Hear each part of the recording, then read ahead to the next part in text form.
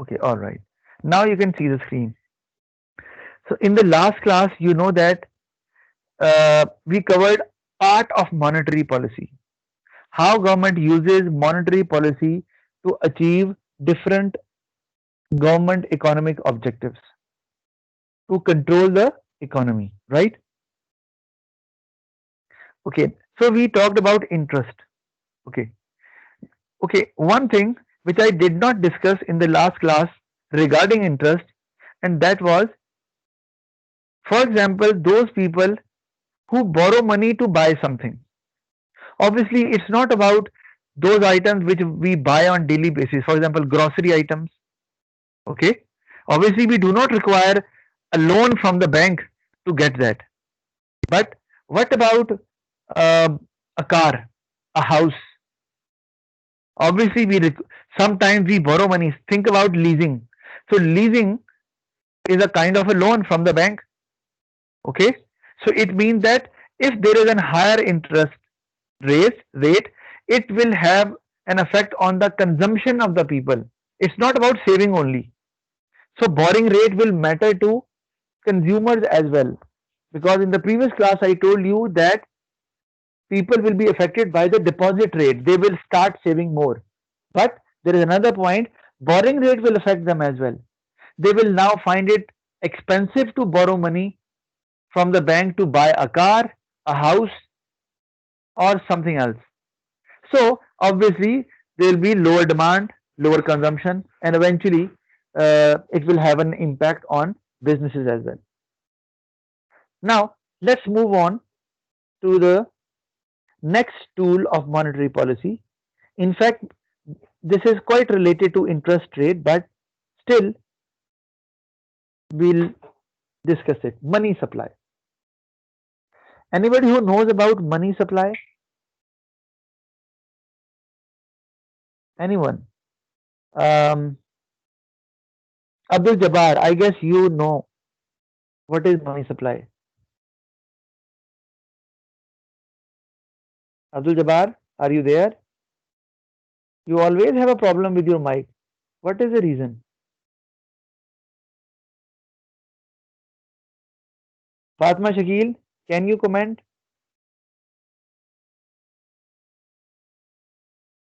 or any idea? Rabia, can you contribute? Sir, Yes, please. it's the total amount of money in a country, I guess. Okay, total amount of money in a country. Okay, all right. Anybody else who wants to say something about it? No one. So it's a difficult one. Sir, the amount of foreign exchange your currency can buy. Foreign exchange. No, that is about uh, currency. We are talking about money supply. Okay, all right. Let me uh, The explain it to inflow you. of Yes, please. money, Sorry, it's sorry. maybe the inflow and outflow of money in a country, maybe. Inflow and outflow of money. Okay, all right. Let me now define it so that you will get to know about it. Let me define it there.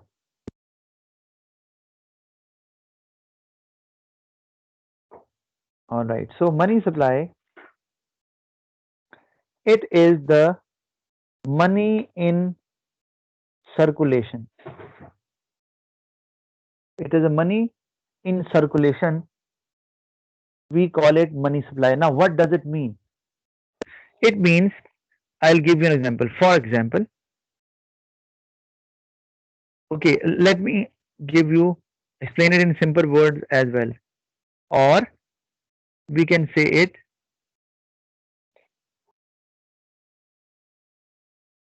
how many times money changes hands. How many times money changes hands. Now, it means, for example, so I work in a school, I get a salary. Okay, school pays me, and then I deposit it in my bank or I put it in my pocket. Later on, why I provide services to the school? Because I have to satisfy my own needs and wants.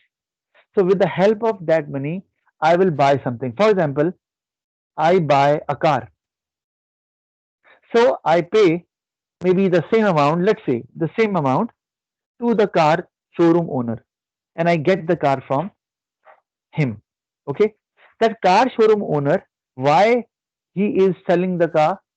Because again, he wants to satisfy some of his needs and wants, which he cannot satisfy himself. So the same amount of money, the car owner will use it, for example, to get education to his children. He pays to the school again. So now, can you see that the amount is in circulation and it is getting back as well. So how many times it changes hands? School to me to showroom owner, and then again showroom owner to back to the school. So this is how the money is changing hands. So it means if money changes hands more, is it means there will be more consumption. Obviously, because for example, if I am getting 2 lakh, 3 lakh, 5 lakh, 6 lakh, okay, so and I am paying it to the showroom car showroom owner as well. So it means money is traveling, and all people, although the amount is the same, that is for example 5 lakh, but it is traveling from people to people, and all are spending their money, right? So money supply has a very important role in increasing the aggregate demand of the country, right? So this is what we call money supply, and money supply can be controlled by the government, because if now money won't change hands, it will be, we'll say there is reduced money supply. When there will be reduced money supply, there will be lower aggregate demand. Let me show you this relation as well. That lower uh, money supply will lead to lower aggregate demand, that is the total demand of the country, right? And if there is lower aggregate demand, you know what will happen? There will be low inflation, and that was the objective we set earlier in the previous class.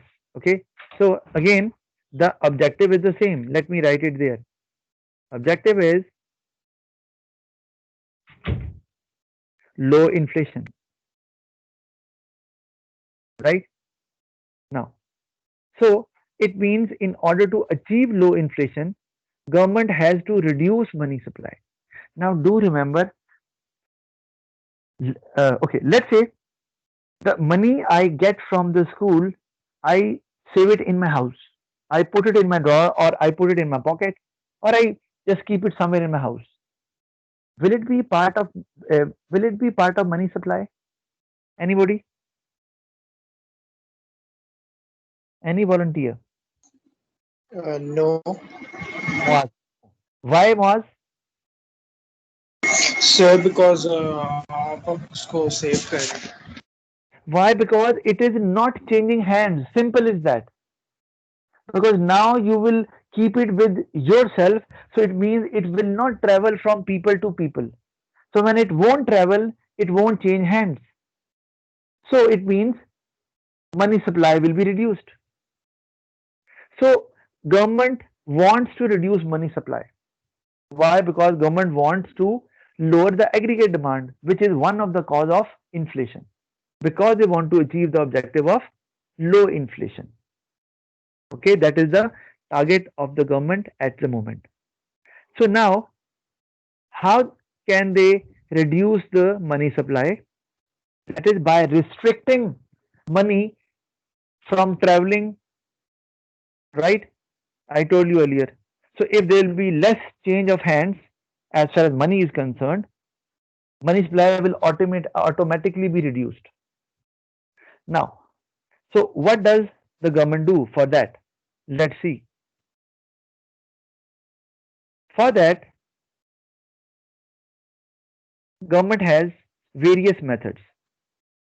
let's talk about one or two of the methods with which government can reduce the money supply.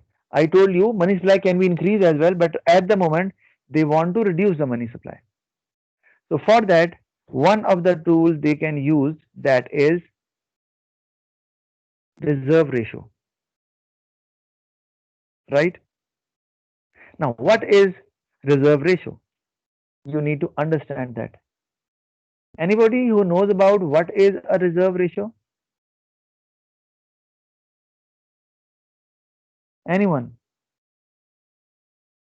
No idea? Okay, all right. So let me explain it then. Reserve ratio, let me write it there. You know that who controls the whole banking system? Central bank. Central bank. Very good. So central bank supervises the whole banking system in a country.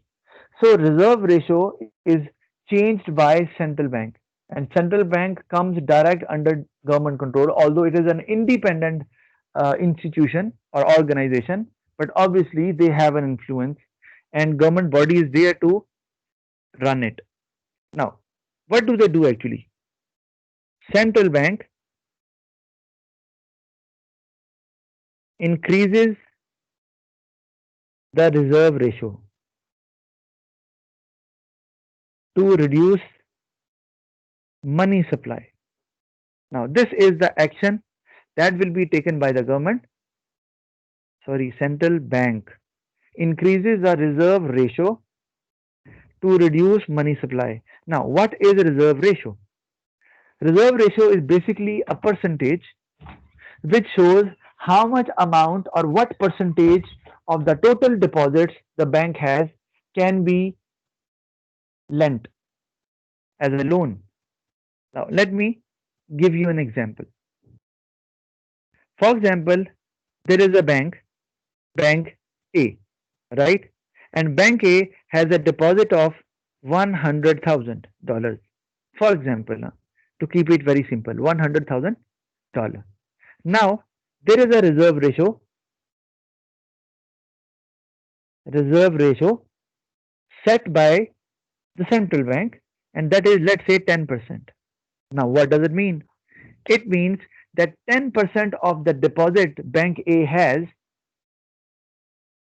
cannot be used as a loan to public or to businesses.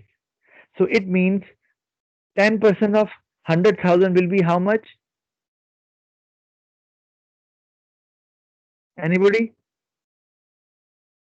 What would be the 10% of 100,000? 10,000. 10,000. 10,000. Thank you. So $10,000 will be kept as a reserve, and that is the instruction from the central bank to all commercial banks. Commercial banks are those banks from where we get loan or we have the deposit of our money in the account. All commercial banks which we can visit, they are, sorry, all banks which we can visit, they are called commercial banks. So now they are supposed to keep a reserve of 10% of their of the value of the total deposits they have. So now let's say if government now increases the reserve ratio, okay, now reserve ratio increases to 20%, right? Now obviously it means now even a bigger amount will be kept as a reserve by all the banks. So now the reserves will increase and it will reach to 20,000. Now banks, they cannot, they can only lend out of 100,000. Earlier they were allowed to give 90,000, right? And 10,000 was a reserve. Now they are able to lend only 80,000, right? Out of the 100,000, because 20,000 will be kept as reserve. So this will limit the money supply. How? Because now less money will be lent So people will be able to borrow less money because now banks' capacity to lend money has gone down because of that higher reserve ratio. So it means less money will be borrowed by the people because of that reason. So less money will be spent. Okay.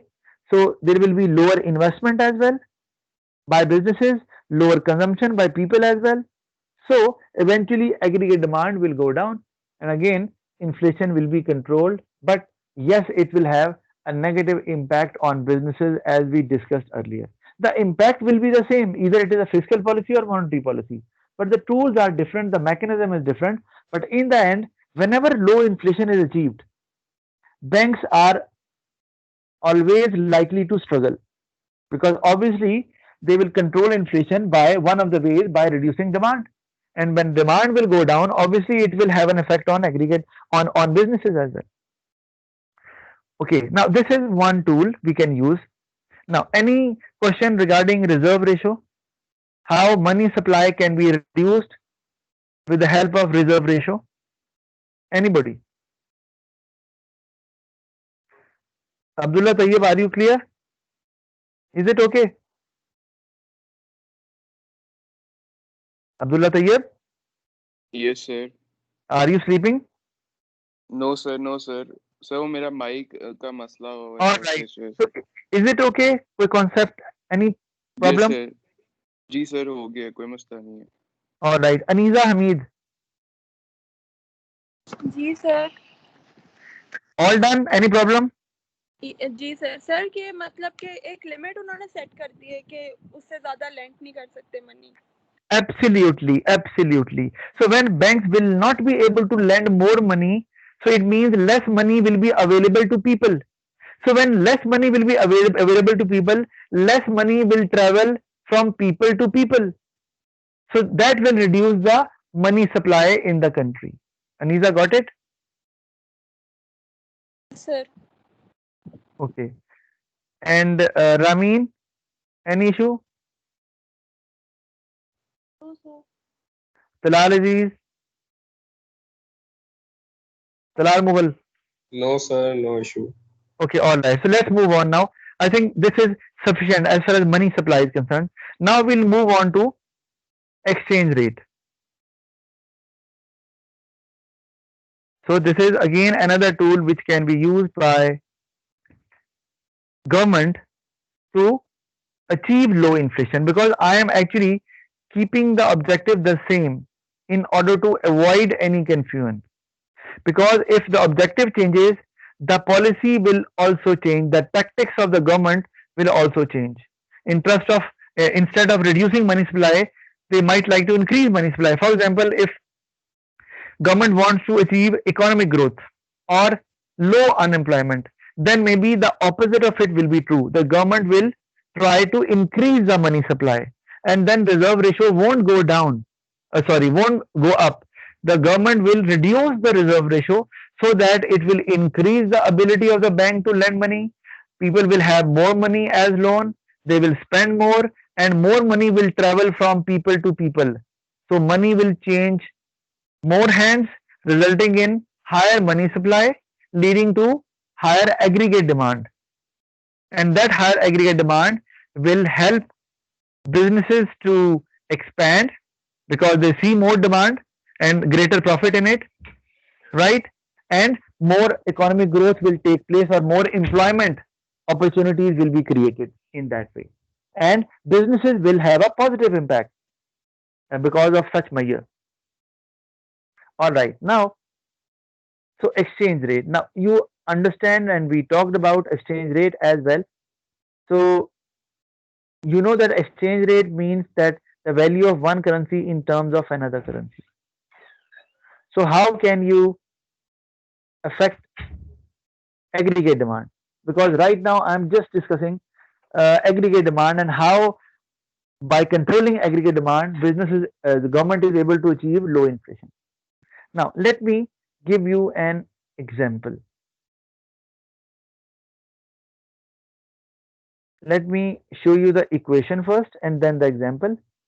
Can you see that yellow color? Is there any problem in writing in it? Anyone who is facing any problem? Yellow color is fine. नहीं Sabah, sir, नहीं नजर आ रहा सही तरह. okay, all right. I'll change it. Okay, I'll use red. Now, aggregate demand, that is the total demand of the country. The formula is C plus I plus G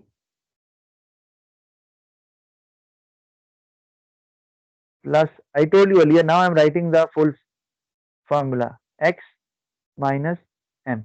Why I wrote that? Because you know that exchange rate has a direct impact on exports and imports. We discussed that in detail when we were covering the objective of exchange rate stability.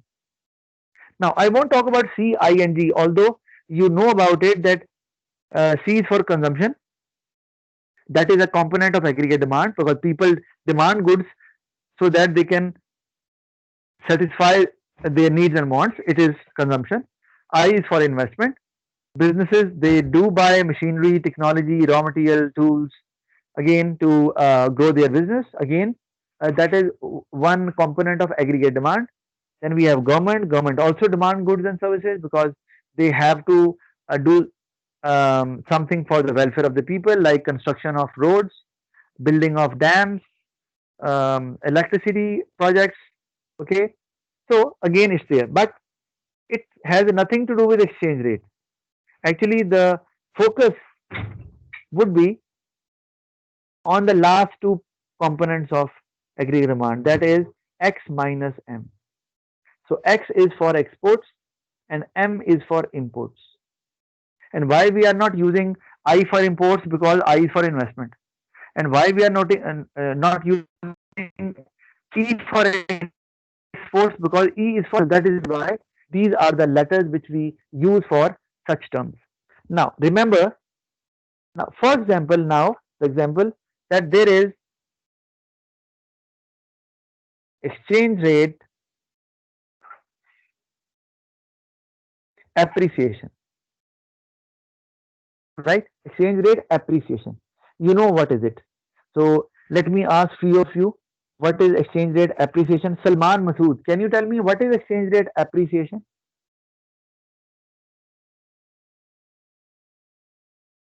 Salman, are you there?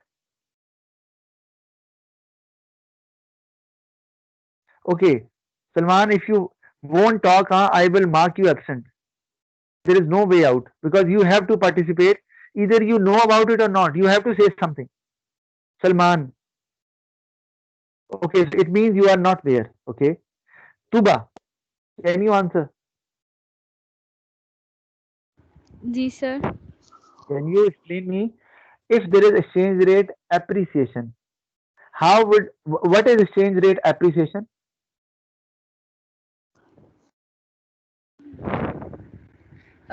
Exchange rate appreciation तब होती है जब एक currency की value in terms of another currency increase हो जाती है. Very good. That's right. For example, if I say that $1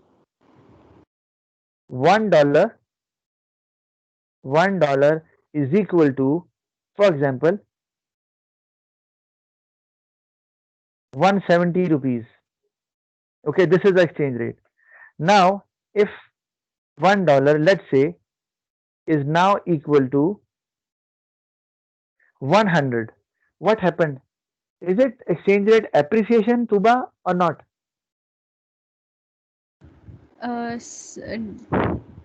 depreciation. It's not appreciation, right? No. जी. If we consider that we, you know that we live in Pakistan and Pakistani rupees is our currency. So what do you think? Our currency is appreciating or depreciating?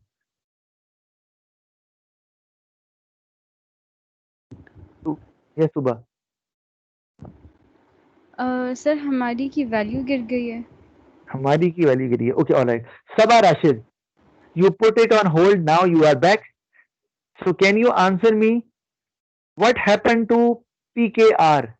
Pakistani rupees have appreciated or not? Sabah Rashid?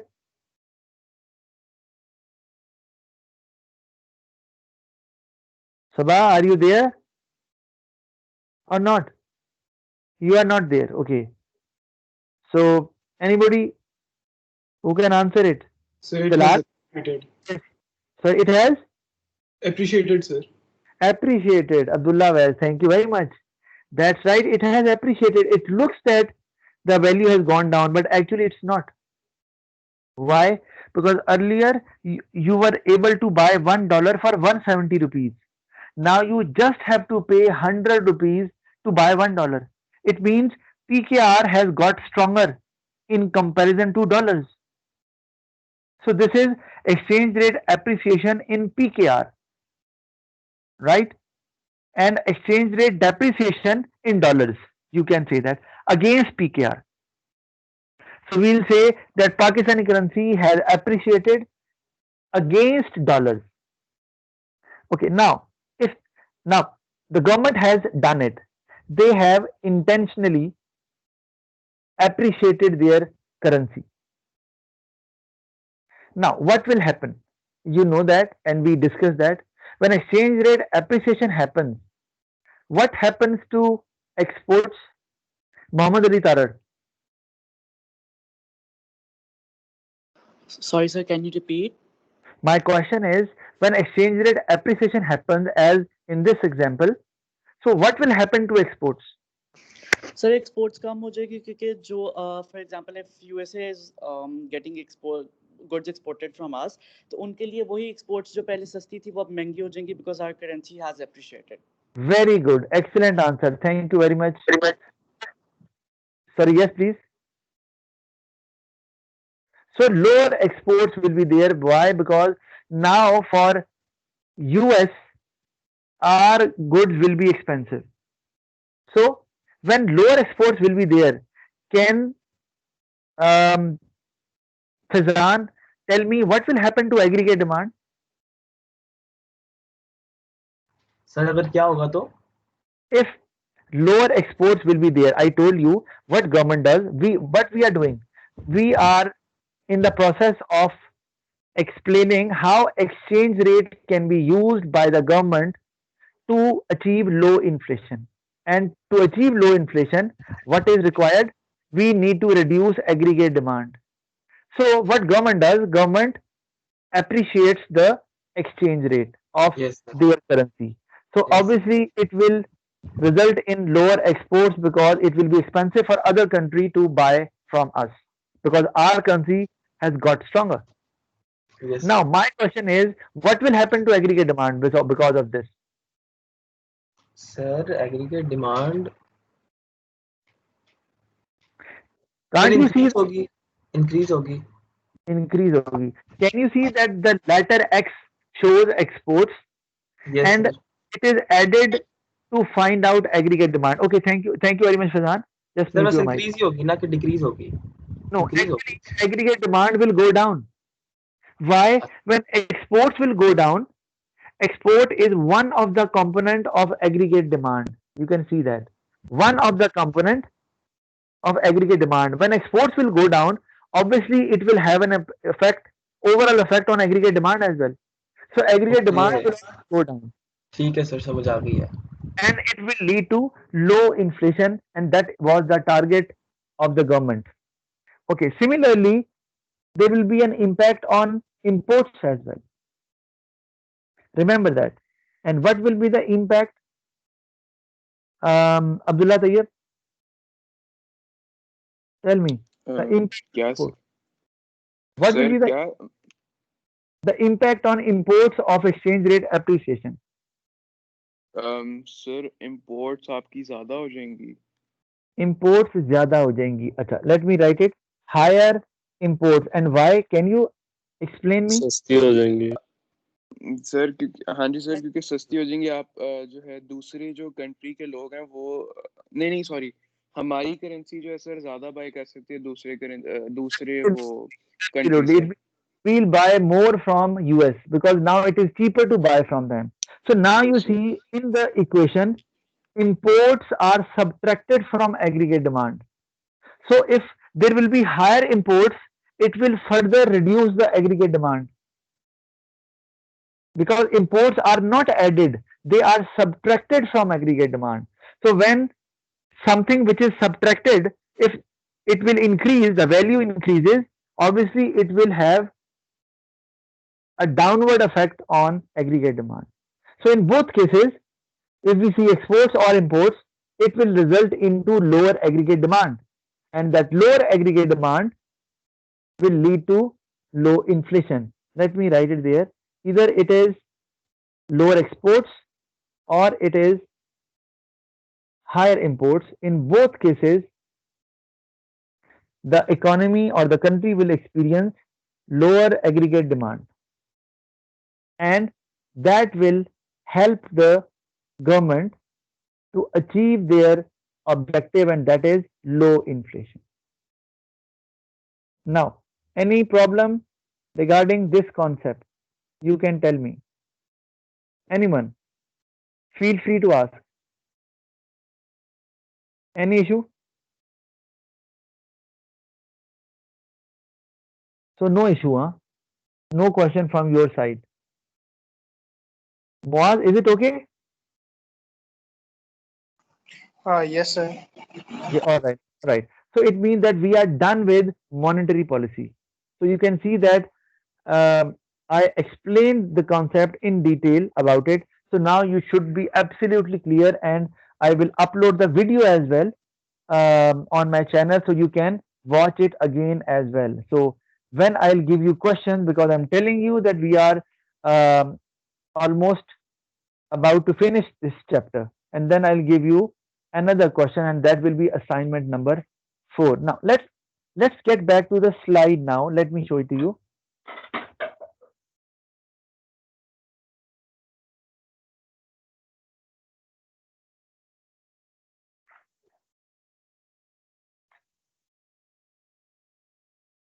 All right. So we talked about, now you can see, can you see this, the slide?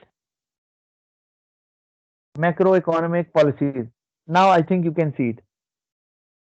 Okay, Abdullah Wais, can you see it now? Yes, sir. Okay, all right. So now we have covered all macroeconomic policies, fiscal policy, monetary policy. Okay, now exchange rate policy. Actually, I covered that in monetary policy, because yes, one of the tool of monetary policy is exchange rate. I just explained, and that is why I do not need to cover it. So now, and okay, in the same way, for example, if the government wants to achieve economic growth and low level of unemployment, then opposite of it will be true. The government will try to have an exchange rate appreciation. So the reverse will happen, okay, and it will reduce the aggregate demand. Sorry, increase the aggregate demand rather than reducing it. So I explained the concept. The opposite of it is true if government wants to achieve some other objective like economic growth or low unemployment. Now, these are the policies which government uses to achieve government macroeconomic objectives. Now, see effect of policies on businesses. I told you effect would be almost the same. It depends on the what objective they are trying to achieve. If government is trying to achieve economic growth, low level of unemployment, then obviously it will have a positive impact on businesses. Businesses will flourish because government will allow them to grow. Government will in fact facilitate them to expand because they want higher economic growth and more employment. But if there is an objective of low inflation, then businesses might be negatively affected, as I told you in the previous example. Now, you see higher rate of income tax if it is there, so it will have a negative impact on businesses. We discussed that, but I want uh, somebody to answer that in higher rate of income tax, it comes under which policy? Fiscal, monetary, exchange rate. Um, who can answer that? Yes, Rabia. Rabia, can you tell me?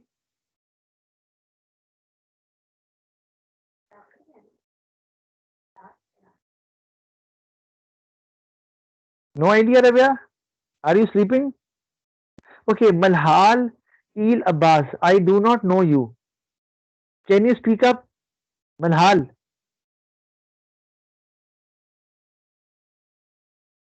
Malhal, are you there? Manur Yazani. Manur, Sir, yes, it comes under the contractionary fiscal policy. very good. Sir. You are very clear. Uh, high, when government uses income tax, it comes under fiscal policy, and basically it is a contractionary fiscal policy, and that means that the government wants to reduce aggregate demand. Okay, all right, and you know what would be the impact. Similarly, high rate of corporation tax, again it is part of fiscal policy. High rates of interest, now this is part of monetary policy. We discussed that in the previous class. Okay, so and we discussed that how it has an impact on businesses. Higher income tax, higher corporation tax, higher interest rate, right? So the other way around is possible as well, like low rate of income tax, low rate of corporation tax, low rates of interest. So it will have a positive impact on businesses. Okay, now, so you know about it. All right, so I won't move ahead, rather I'll discuss one more thing with you using the same slide. Let me show it to you. Yeah, this one. Now it means that whatever it means, the government try to achieve low inflation, and they will successfully achieve it if they follow this pattern. Okay, and by using the tools. Now the thing is, if they use um, money supply or exchange rate to achieve low inflation, what we what do we call it? We call it, let me write it there, contractionary monetary policy, as we did that in fiscal policy. Contractionary monetary policy. Okay, and what is it? Its purpose is to reduce aggregate demand. Okay, so that inflation can be controlled. Similarly, if there is another objective, economic growth, then monetary policy will be used, but we will call it expansionary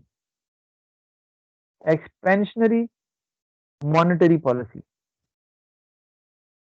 Okay, and this will in fact increase the aggregate demand. The purpose will be to increase the aggregate demand in case of expansionary monetary policy. So I think that's all for today, and we'll move on to the next topic in the next class, that is labor market. So thank you very much. I'll see you in the next class.